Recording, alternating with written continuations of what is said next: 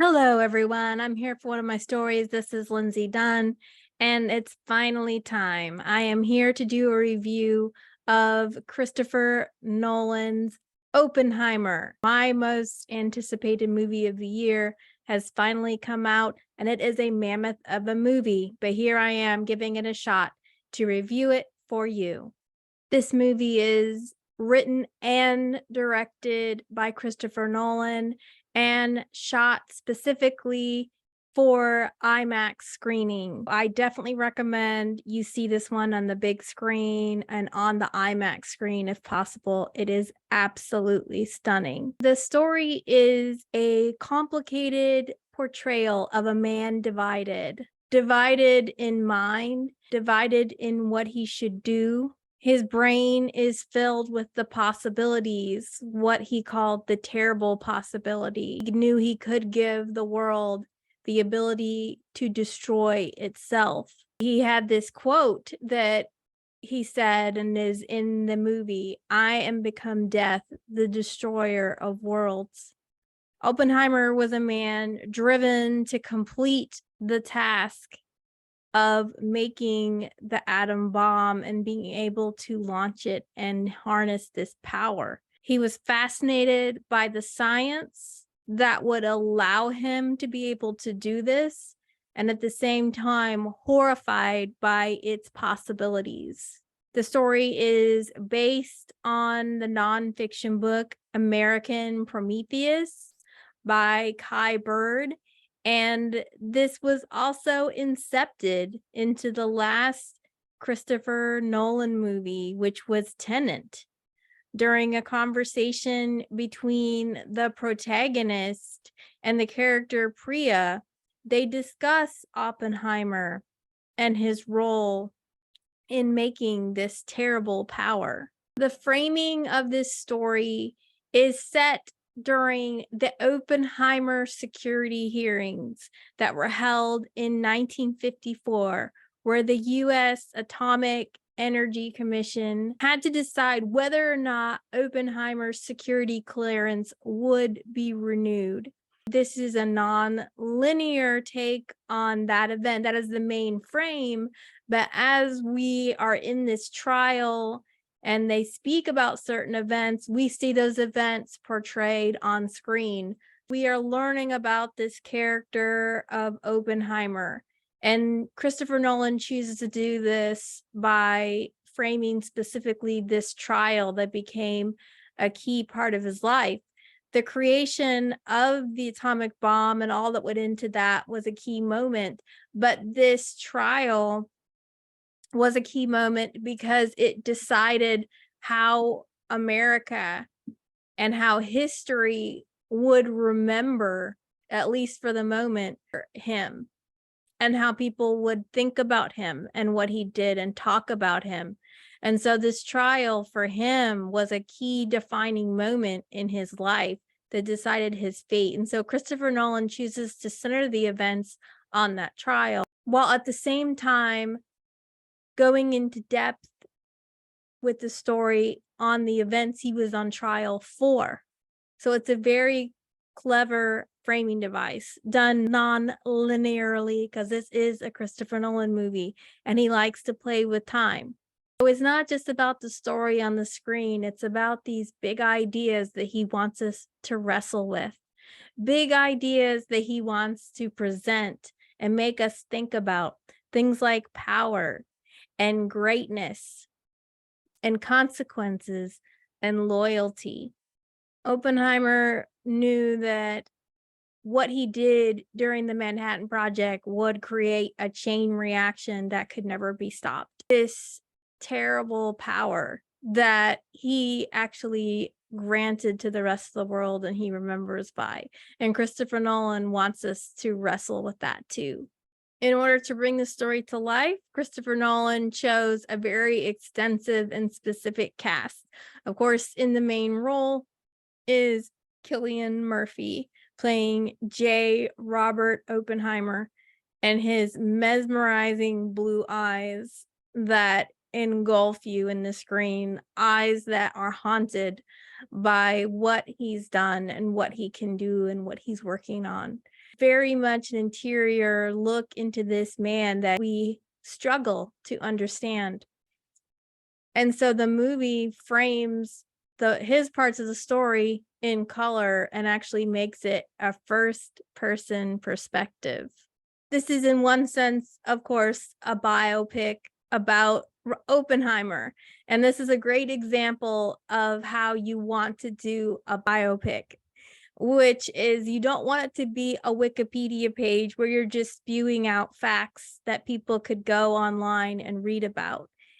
The way this is done, the way this is filmed, the way Cillian Murphy acts, and the way Christopher Nolan directs Cillian and the people around him is we are showing an interpretation of how Oppenheimer felt about himself and felt about what he was doing. The way that it's acted gives us great insight into his interior life as depicted by the book American Prometheus. Probably second only to Cillian Murphy in the importance for this movie would be Robert Downey Jr. playing Louis Strauss, who is the founding commissioner of that U.S. Atomic Energy Commission. And he becomes almost the nemesis of Oppenheimer.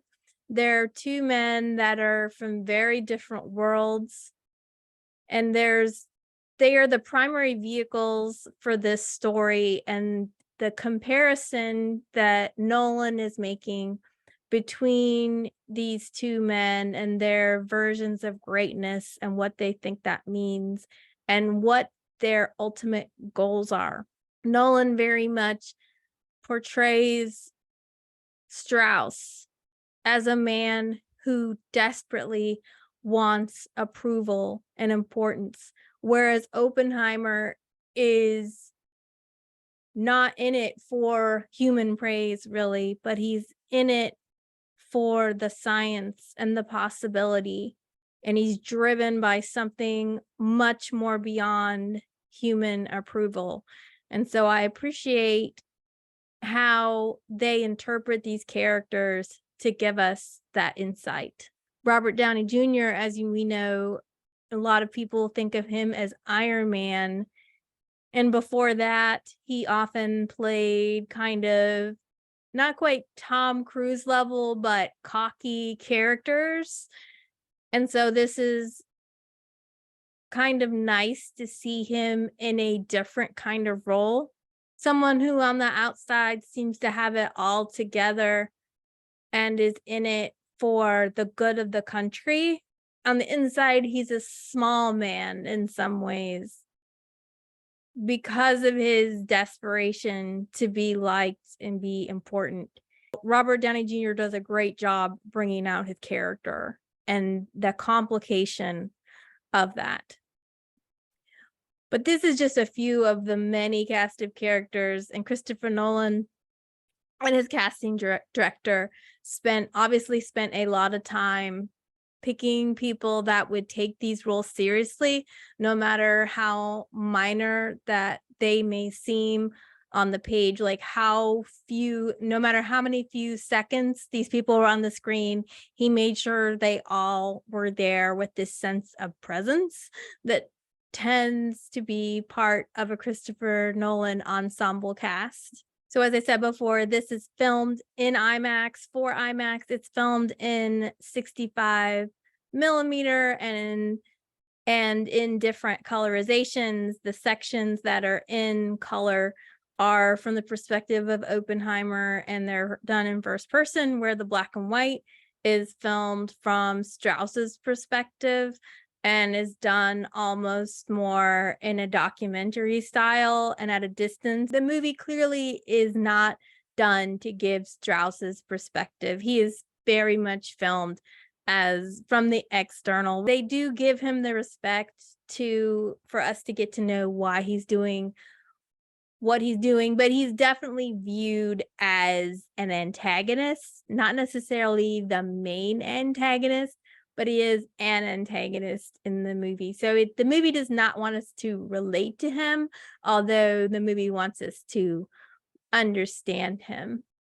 Now, I talked a little bit already about the themes, but just know the point of this movie isn't for us to know whether or not he was indeed a communist, although that's definitely something you'll have ideas about after this movie, and you might even research. But the point of the story isn't necessarily the trial itself or this decision that was made, and if the decision the people made was correct or not. That's not really what the movie is about. It goes back to that terrible possibility and the burden that was placed in some ways upon Oppenheimer, both before and after he was given this role. They wanted him in this role. They wanted him to make the great fire.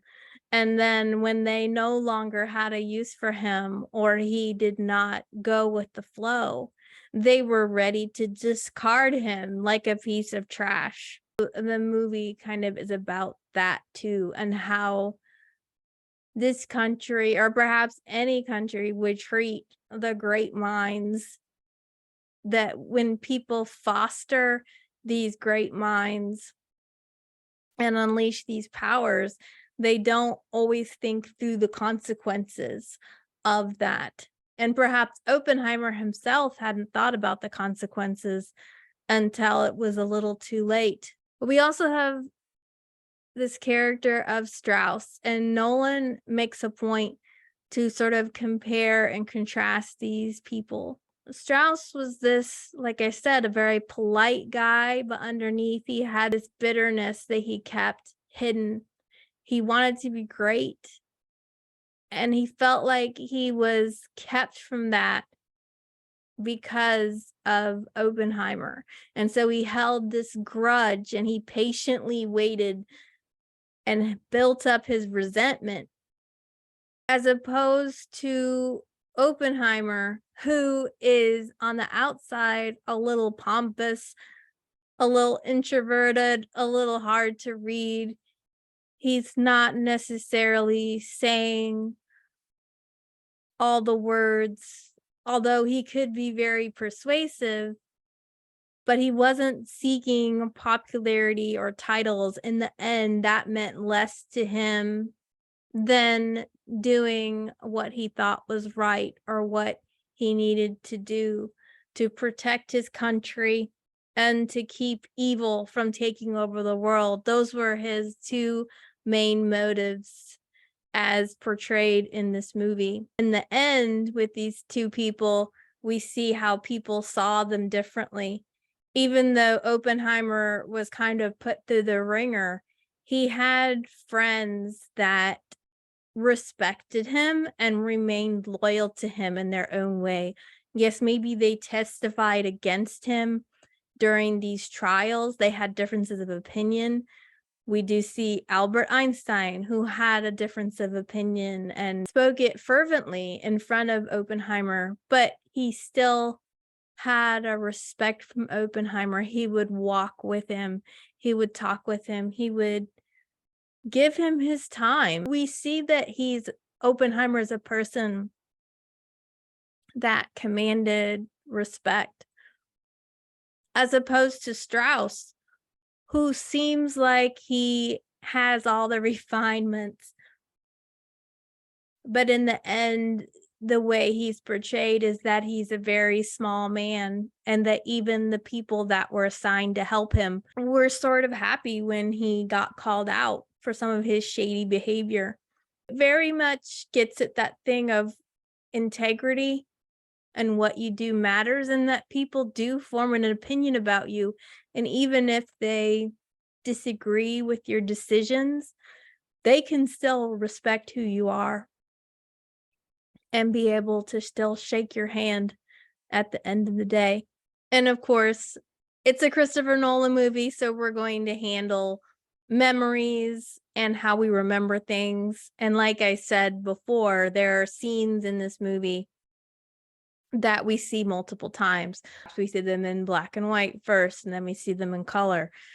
But it kind of gets at that idea of you don't always have all the information. We see the same scene multiple times, and then the next time we see it, we filled in some of the blanks and we can understand that section a little bit more. There's in particular a scene where Albert Einstein is on the water and he loses his hat. We see that scene, I believe, 3 or 4 times.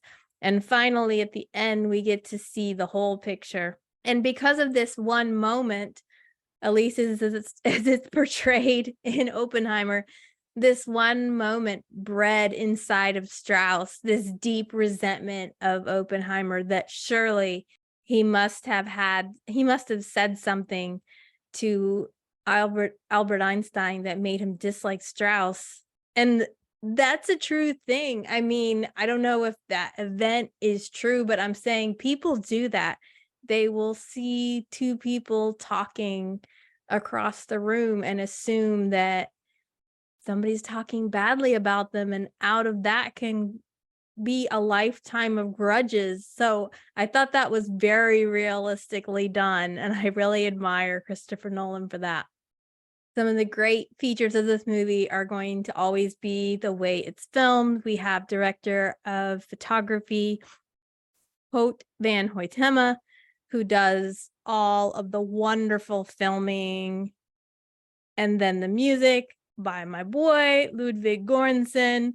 Shout out to him. He does amazing things with this score again, and the sound design, oh my gosh, is so amazing. There are so many scenes where Oppenheimer is in a room and he inside of his head is experiencing things that are different than the rest of the people in the room because of what is going on inside of him.